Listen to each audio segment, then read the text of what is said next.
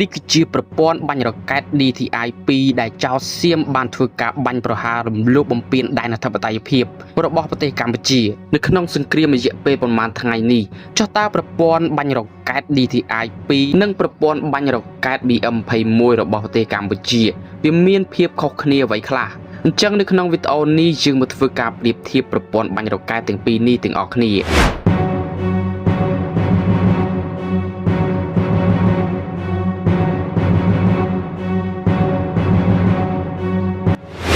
DTI-2 គឺជាប្រព័ន្ធកាំជ្រួចរ៉ុកែតកម្រិតមធ្យមដែលមានទំហំ122មីលីម៉ែត្រ DTI-2 ត្រូវបានសៀមអភិវឌ្ឍបន្តពីបច្ចេកវិទ្យារបស់ចិនថែប 90B និង BM21 របស់រុស្ស៊ីវាត្រូវបានរចនាឡើងដើម្បីបង្កើតសមត្ថភាពកងទ័ពកាំភ្លើងធំរបស់សៀមលក្ខណៈបច្ចេកទេសសំខាន់ៗរបស់វាមានទំហំគ្រាប់កាំជ្រួច122មីលីម៉ែត្រអាចបាញ់បានចម្ងាយចន្លោះពី20គីឡូម៉ែត្រទៅ40គីឡូម៉ែត្រអាស្រ័យលើប្រភេទក្បាលគ្រាប់និងការកែលម្អកំណែតម្រង់ថ្មីវាមានបំពង់បាញ់40បំពង់ដែលបំពាក់នៅលើរថយន្តដឹកជញ្ជូនតែមួយរថយន្តដឹកជញ្ជូនប្រើប្រាស់រថយន្តកង់6ដែលផលិតក្នុងស្រុករបស់សៀមក្នុងនោះសៀមក៏មានប្រព័ន្ធបាញ់រ៉ុកែតចំនួន2ប្រភេទផងដែរប្រភេទទី1 DTI-1 និង DTI-2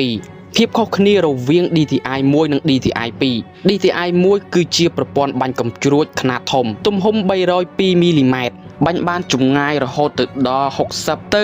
180គីឡូម៉ែត្រ DTI-2 ជាកាំជ្រួចខ្នាតមធ្យមទំហំ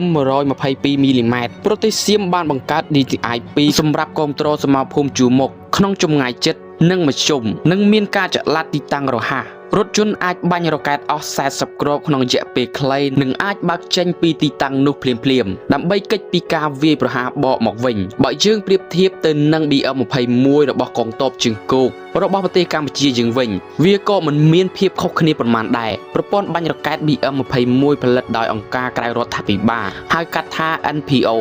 នៅទីក្រុងទូឡាដោយសហភាពសូវៀតប្រព័ន្ធនេះផលិតតាំងពីឆ្នាំ1963មកម្លេះលក្ខណៈបច្ចេកទេសសំខាន់